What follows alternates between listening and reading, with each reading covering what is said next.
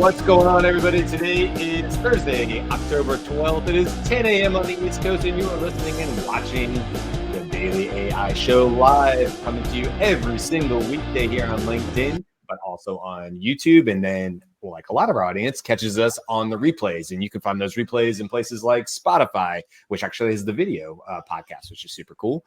You can find us on Apple. You can find us on Overcast, which is another podcast platform. You can find us on YouTube, LinkedIn, hell, we're everywhere. TikTok. So we're omnipresent at this point. You can't miss us. We're growing every day, just past 100 listens on Spotify, which is super awesome. Tomorrow would be, I won't be here for it, but tomorrow will be show number 50 for the old Daily AI Show. So we are getting there quick. And as Carl said, we probably won't know what's going on until year 2 or 3. So we have a long way to go. Today, we are talking about mega prompting and I won't even say versus and task-driven prompting. So probably want to start by sort of breaking down both of those and sort of like making sure that the audience understands like where we're coming from. I think Beth, maybe you'd be because you just talked about it before we went live. So maybe you want to jump in on the mega prompting to start with. And then, we could just get into a good conversation about, why we use what we use, why we think it's valuable, why we think our audience should do, and follow these steps if you're just breaking into using prompts, which a lot of business professionals are, certainly in my field of sales professionals, they're just getting going with prompts, right? So it's like, okay, does that prompt need to be 3 words, 5 words, 7 sentences, or does it need to be a well-written, essay before I hit enter? So I don't know. Kick it off, Beth. Take us. Okay, so the first thing that I want to talk about is the distinction between mega prompting being a style of prompting versus the amount of words in a prompt. Task-driven prompting often uses examples, and if the task that you're asking to be written is a blog post or email, that can get really big, but it's still a single task. Mega prompts tend to have multiple tasks within it. So you might say, I want you to assess this article and give me a summary, give me a hook for a blog post, give me an outline for a blog post, right? So you're doing all of that within one thing. And actually, those are different tasks, right? And so the other piece in terms of why, so full disclosure, Brian and I are course leaders for the AI Exchange, which in their wonderful prompting course teaches task-driven prompting. So I'm clearly Team You're biased. I'm team task. Yeah. But part of why I'm team task. Where's Robert? We're biased. Yeah. That's right. Part of why I'm team task driven is because task gives you an opportunity to segment what's not performing if something's not performing, right? So if I've asked for the bullet points in the outline and the summary all at once, and then a blog post to get written, I don't know where in that's wrong. If I say, hey, summarize this article for me in bullet points, and I get a series of bullet points and they're not what I want, then I have an opportunity to go in and tweak that before I end up with a blog post that I'm disappointed in. Mm-hmm. Yeah. Right. I'm going to add to that, which is excellent summary, by the way, of the distinction between those two. I would say that task-driven prompting lends itself to the companionship that is emerging between prompting and automations. So by creating distinct prompts that are confined to a single task, it allows you to use that as an object in a programming method, which is creating a sequence of steps, maybe using not the same LLM, but maybe crossing different LLMs that have different skills. And each prompt that you've developed in your prompt management tool, whatever that is, in the automation, is applied in a discrete way to optimize the completion of that portion of the sequence of tasks. Right. So I want to ask a follow-up question to that, Andy or Beth or anybody. Okay, so a couple months ago, all the rage was auto GPT or God mode. And at that time, you had to download essentially like a Python script, and I'm probably saying that wrong. Maybe it was JSON. That's sort of outside of my area of knowledge. But regardless, I followed the steps on GitHub and I did it. And then what would happen if you're not familiar with that? It was definitely more popular back then. Was you basically said what your task was, and then this system would auto run. It was essentially like a ChatGPT, but it was like breaking down the steps. You would see full details of how it thought it should go about it, and so on and so forth. So just for the audience sake, for my sake, for clarity, is that a Megaprompt, or is that a system that's running like an automation and running multiple task-driven prompts concurrently? I think for God mode or Go. Yeah, I just think sorry. I think for God mode and like there's a God mode, there's Cognisis, there's a whole bunch of them, and the two that I use, God mode and Cognisis, sounds like I'm playing a video game because God mode, but when you saw, it would actually breaking it down task per task per task. So it would say, let's just say, oh, I want to do market research in my industry, targeting this group of users. And what it would do is it would break it down by tasks. It's like, okay, this is what you want to do.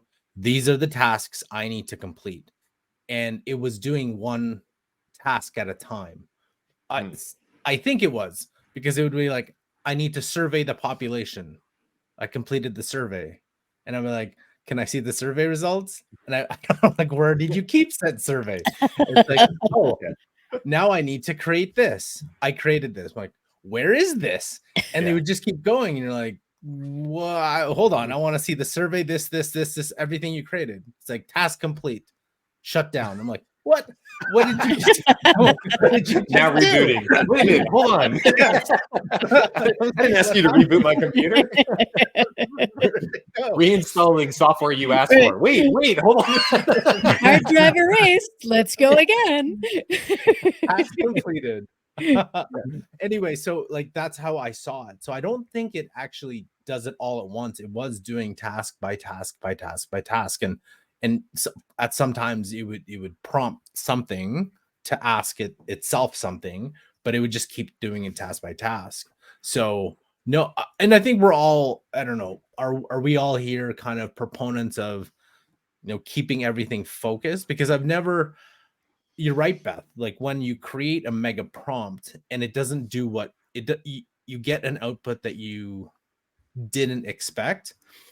It's harder you could edit the prompt and try to redo it, but you never could understand. It's like, wait a minute, which part is it messed up in?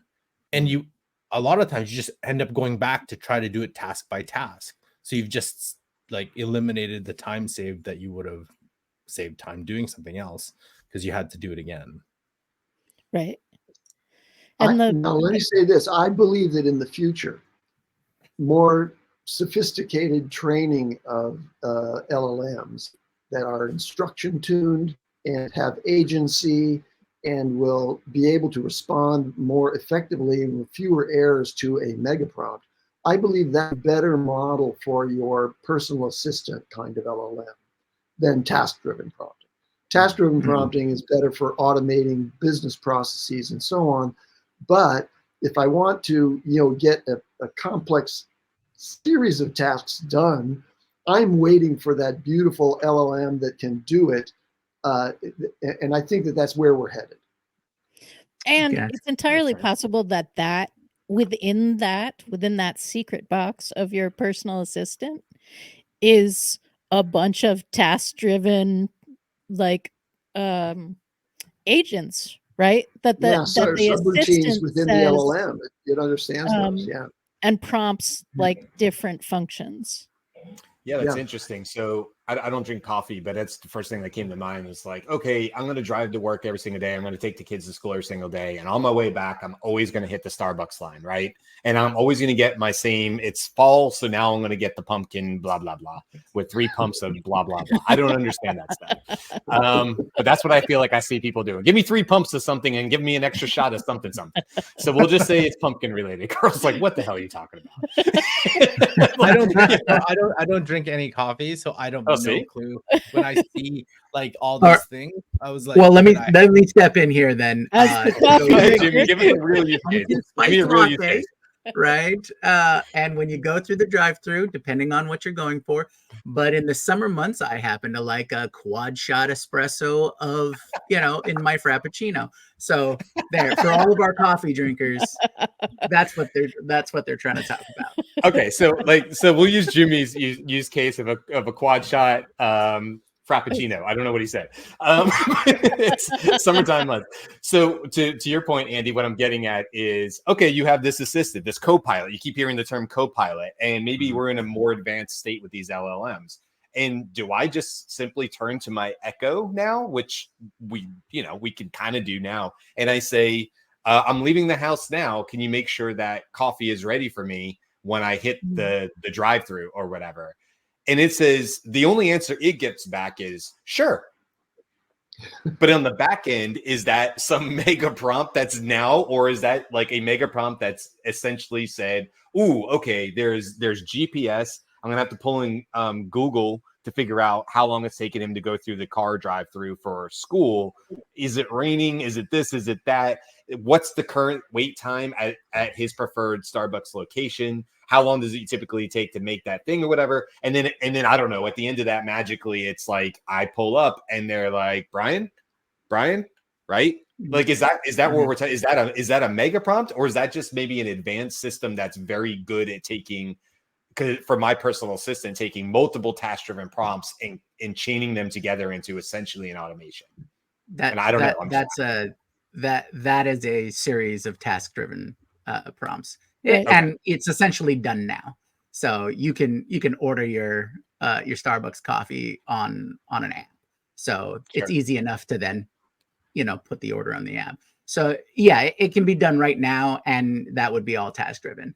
I would love to get to a point where there really isn't the difference whether you choose to do a mega prompt or task driven.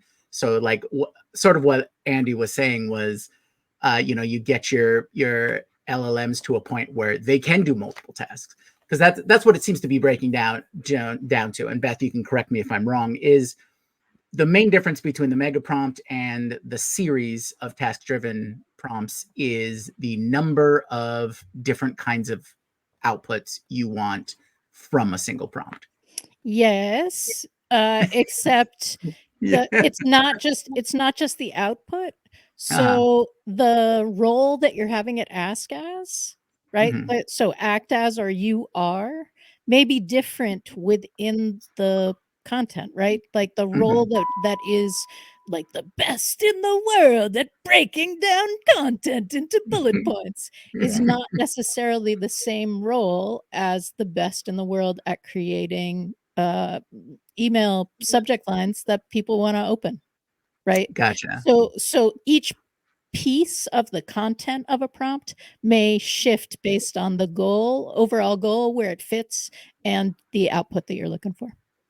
Awesome. And also I'll add to that these language models have a recency bias, which means that they are going to prioritize the last thing that was put in, which is usually the user message, what we would call the user message. So if you're playing around in the playground, that's sort of like we have 2 sides, and most people aren't playing around the playground, but it's like 2 sides. There's a system message, which ultimately stays still. And then the user message, which is like, go do this thing, like, use the system message to go do this thing. And, it's going to look at that user message first, because that's the last instruction it got. So if you think in a mega prompt, I'm not saying it's impossible, because I know we have people that you mentioned earlier, Beth, before we started this, that are fans of it. It also could be that like they're defining a mega prompt slightly different and we're actually saying the same thing. So there's that too. But my point to it is if I'm at the very top of this mega prompt and I'm like, do this, and then and maybe I'm on my fourth sort of subtask that I wanted to do all this stuff. A really easy use case that's from the bootcamp course is I want you to go take this unstructured data from LinkedIn, from a profile. I want you to make an outline of it, that I want you to write an email for me going to that person. And then I also want a really good subject line to go with it. Well, that's 3 to 4 different tasks. And we would write those as 3 to 4 different prompts. That's how we would teach. That's how we do teach it in the course. If I put that all together in one mega prompt, to your point, Beth, it not only is my act as my expert in the field going to maybe change for each of those, but also is the recency bias going to make it that the language model puts more emphasis on solving the last given instruction as opposed to the other ones? Can you prompt around that? My hunch is, yeah, you probably could. I've seen some really, really amazing prompts for ChatGPT that blow my mind. And what it's essentially doing is, Carl, you sort of talked about this too in your custom instructions, where we're saying to think through the problem. And I wonder if you could write a big mega prompt where in the instructions, you're like, at this point, I need you to stop and think about the answer and so and hold it to the end. There's probably a way to write a really complex prompt that embeds thinking and reasoning from the bot that could potential have it hold information in memory before it gives it out at the very end. And it might actually be just as good. I actually don't know. It's a really great, potential hypothesis to test out is, could you work your way into it? Now, the answer, the thing to that is like, take our audience here. Who's doing that? Is that a real world use case? No, that's for people who nerd out on this stuff like we do. And we want to see if it can do it. We want to see if we can break the toy, just to see how it's made inside, So I don't know that that's a very real world use case, because most people are just like, dude, I just need you to do this one thing. Right. Well, and that's going to be a task driven prompt. And Andy, to your point, down the road, we can now chain these together to get automations. I want to share with you an issue that I've faced, which I think it shows just how sort of inscrutable and difficult to understand prompt impact is on the output. So I'm building a taxonomy of all these subjects, and I want the LLM to spit out all of the top keywords for each of the topics that I gave it. And I gave it specific instructions because I've been trained in task-driven prompting. And I'm really asking it to just take this input, and then I want you to output a list of the main topics, and then after each one, give me 4 top keywords that are related to that subject. And I did it against a couple of different models, and one of them came out like brilliant. I'm like, wow, this is better than I expected. It not only gave me 4 top keywords, but then it went down and broke those keywords down and gave me action phrases for what you ought to do for each of those. And I'm like, what was different here? Well, on examination, what I had accidentally done was I had given the list of the subjects that I wanted it to address as a variable in the prompt, and I'd accidentally included it twice. So the only difference between that and the other one was I duplicated the same data twice in the prompt, and it came out fantastic. Why? We don't know yet what the real effect of the words that we're putting into a prompt are. And by the way, when you have system and user prompt, my expectation is that what happens before that actually gets delivered to the LLM is they compile it, right? So it's all being given to it without much distinction when it's finally delivered to the LLM. So that's like a vote in favor of Megaprompt, because ultimately, your instruction set within the task-driven approach is really an aid to you as the human in writing your prompt more than it is what the LLM is really going to respond to, because apparently you can put a bucket of words in there, and if the bucket happens to be configured in a way that you didn't even expect, it's going to produce something different from what you thought it was going to do. Yeah. Mhm. Great. So- Great. And I've heard that before about the putting it in twice. I haven't tried that yet, but maybe you were the one, Andy, that said about Yeah, that. it Like, came from I'm Andy. finding success with like doubling up the important stuff. And that's kind of crazy. That's amazing. So sorry, Carl, or whoever's about to talk. It was Beth. So Okay. what I well, I Sorry. think what makes sense to bring in here now is the idea of evaluating a prompt, right? So all that we're talking about is theory and our experiences. But the way to really identify what is the highest performing prompt for you and bing down the line, is it still performing at a high level, is to have an evaluation system, right? So that you know what you are targeting. You many of these are subjective, right? Is this a good blog post?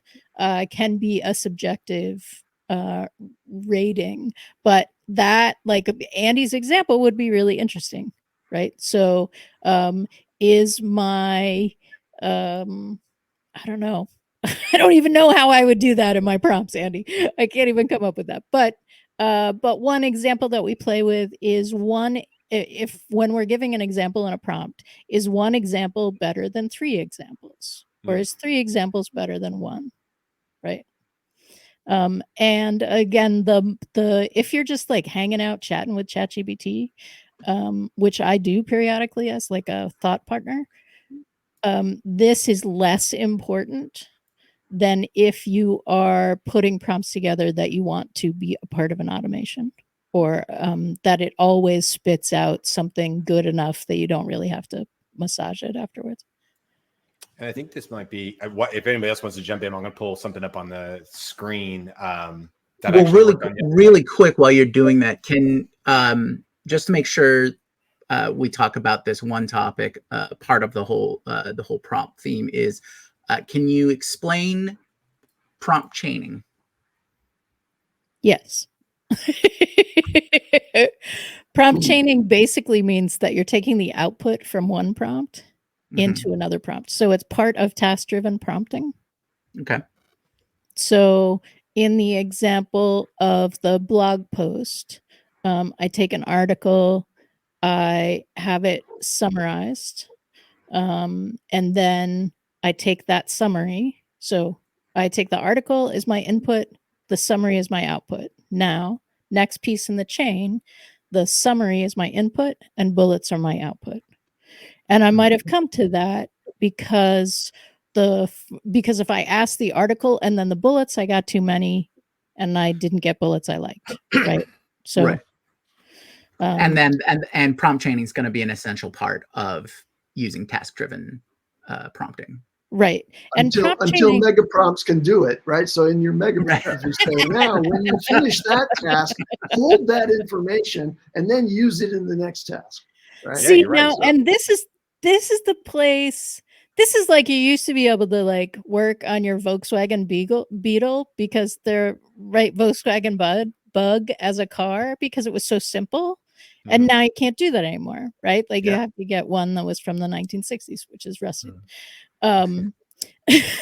And I like where we are right now. I like being able to see the individual pieces that are happening. I think that I agree, Andy, that we're going to go to a place where it's all happening behind the scenes. I think it's still important to know this part because this will inform how you experience the behind the scenes. But also, I miss it. I miss it when I can't see the individual pieces. Yeah, and I think that kind of goes to, as I'm pulling this up, this goes to what Carl was just saying too, right? Carl, you were like, wait, hold on, stop. I want to see the pieces to this. But I think you guys just made a really good point, which is that in probably the near future, we may struggle to see the pieces because it's just going to be much more towards a mega prompt, maybe God mode type scenario, like you're saying, Andy, because it's going to advance to a point where they're going to go, well, why do you need to pull open the engine on the bug? It'll work. It'll be just fine. It's a Hyundai. It's going to go 300,000 miles before it even coughs. So, and by the way, I had a 97 Jeep for a TJ for a long time. And so I deeply understand the basics of it. Hey, this is really quick, just as an example of a prompt. Now, this isn't actually my prompt. I took this from somebody. We have a 30-day prompt challenge going on inside the AI Exchange community. and I believe his name was Brandon, and he was like, "Hey, I can't get this prompt to work." And this is how I reorganized it on the left here. And I thought this is just maybe a good example of why I took what he had and reorganized it. One of the main things I did was, first of all, we'll just look at how this is broken down. So there's an act does, there's the context. In this case, he wanted to take dense words, or he wanted to create dense words that basically came out of lasting a short time. The dense word would be ephemeral, or a set of assumptions would be paradigm. So that's what he was trying to create with this prompt. And he was having a hard time with it, where it would sort of break on him from time to time.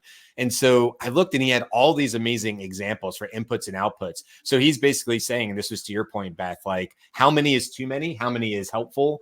You know, this is a real quiz. It's a real evaluation that needs to go on here of like, well, am I actually overtraining the model a little bit and getting poor results because I have too much going on here? So all I did was basically reorganize this a little bit and made sure, as we were saying before, because of recency bias, I wanted to make sure that his main instructions, which, by the way, this would be the last thing it reads, then this. So this here gets appended down here in a regular ChatGPT model. And then actually it's in there twice, isn't it? So that wouldn't even need to be there. But regardless, the instructions are in there. Then the examples I had moved up underneath essentially criteria. And so not to get super complex on this, but the reason I did that was basically because we were trying to create, it was one task, right? We're trying to take 3 or 4 words and create a dense word from it, or give us the dense word from it. And if it doesn't know, it's supposed to say, I'm not sure, I can't do that. It's down here in the instructions. If you do not see anything, there are no recommended changes to this piece, right? So that's what it's supposed to say if it doesn't know the answer. So I kind of ran through this a little bit. It got a couple of examples, ran it on GPT-4, left the temperature where it was, and anyway, gave it back to him, and he said, "Hey," I said, "Well, go see if this is working a little bit better for you." And he came back yesterday. Where did we go? Oh, there we are. He came back yesterday and he said, "No, I'm actually getting a little bit better answers. I wouldn't have thought about that." And then he said, "What I'm looking at with what you did with the prompt is you basically reorganized it." I said, "Yeah, that's it." I said, "I didn't add any words. I just took your words and what you were trying to get for your prompt and your results, and I just reorganized it a bit to try to get the prompt to read in the right order in order to produce the best results." And then to your point, Beth, where this would go from a task-driven point is, once we're starting to get pretty good answers, now it's like, okay, are they 90% good? Are they 80% good? And what would it take to get to 95, 97, 99% accuracy every single time we run it 100 times over? And that's where getting into those future state where we're sort of talking about down the road, where evaluations are going to be really, really important. And so I think the actual words that are in there are magically important. And so the very first time I saw this in a prompt was in a prompt that Beth did. So Beth, I saw it in one of your prompts. It said, "Pause and take a deep breath."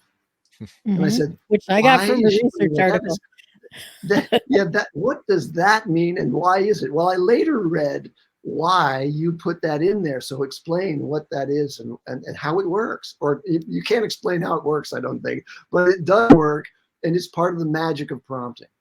Right. So, and there are a bunch of very, very researchy, nerdy people do research on what works and what doesn't. And this was one of the things that comes out. And my reasoning for it is, if it helps, I'm going to use it, right? And if it might help and doesn't hurt, I'm probably also going to use it, right? Mm-hmm. So like this was a low risk inclusion. And for the reasoning behind it, we and it's speculation, but we need to go back to the idea that these are prediction engines. These are probability engines, and the probability of what happens after pause and take a deep breath is a specific quality and output of content, right? Those words have significant meaning in the way that we engage them as humans when someone says, "Okay, pause and take a deep breath and now go." And the LLMs being trained on us and what likely comes after those words then has a very similar result on what they put out. Okay, so my TLDR is gaslight it. And then see. No, only because could you imagine it being like, pause, take a deep breath. I'd be like, oh no, you didn't. You didn't. You did not just tell me to pause. I'm trying to give you an answer, damn it. All right, that's my TLDR. I'll take it, Jimmy. Go ahead, take us out. All right, yeah. So TLDR, one positive, one negative, mega prompting and task driven. Go. I would go with one benefit, like so for mega prompting, it saves time because you don't have to actually work through everything. But obviously negative, you may not get the answer that you're looking for or the best answer that you can possibly get. For task driven prompting, it's just the reverse. You get what you're you get the specific task, and whichever large language model you're using, you get it to focus on that task instead of breaking it up. And then finally, but with task-driven prompting, it's just it would just take more time. Like for some of us who have taken the AI exchange prompting course, that was you would see all the steps that you would need to, you would have to write it down, then create every single task has its own prompt. It would just take quite a bit of time if you want to go through all the steps. My TLDR is either one of those is worth trying. There's another one, though, called leadership prompting, which is probably a more natural way of interacting with a single GPT through the browser. And that is, start the conversation and see what it gives you, and then give it some further instruction. It maintains in that thread memory of that chat history. And so you can refine the prompt as you go. And the problem with that one is you can't then save that and you reuse it. So Right. you basically have to be in leadership type prompting. You have to be going through it live and with your leadership guiding the GPT to get to the final result. Yeah, my TLDR, I think that anything that excites you about prompting and playing with prompts, do that, right? Like play. Oh, what was it somebody said the other day? Like, take GPT out for coffee. Like, Yeah. start engaging. The more automation you want to put in it, the more control that you want to have without being eyes on is going to move toward task-driven prompting and automations. The more like, I don't know, let's just throw a bunch of stuff at this and see, and I only need it to get me to 80%, and then I'm going to rewrite it anyway. That might be a mega prompt. Cool. Yeah. And I'll quickly say mega prompt is going to eat more tokens. So you got to be wary of that. And I'd say task driven. You kind of need to know what you want to do with task driven. You can't, spaghetti it and just stick it to the wall and see what comes out. Or you need to know how to ask your GPT what the tasks are. That leads to the new features like voice and vision, and that could lead to a whole other thing. But that'll be another show. That's right. I will be coming soon to the Daily AI Show Live. Nice outro. Right, good outro, Jimmy. Yeah, I love it. I'm going to leave it there. Listen, that is show 49. And like I said, tomorrow is 50. So come on back and celebrate with us. I will not be here, but I very much look forward to hearing and watching our replay. So thank you to everybody who has been watching this, whether it's live or on replay. We see you. We see the analytics. We see our audience growing. And I just want to say, for me, since I won't be here tomorrow, thank you to all of our audience who's helping us grow, because it means a lot to us. And I can tell you the 7 of us are very dedicated to bringing the absolute best to you guys and making sure that every single show has some really good insights. It's value driven and it's helping you out. So with that, we will throw on the splash screen and we will throw on the rock music. It won't be tomorrow, probably. And Happy Thursday, everybody. See ya. See you tomorrow.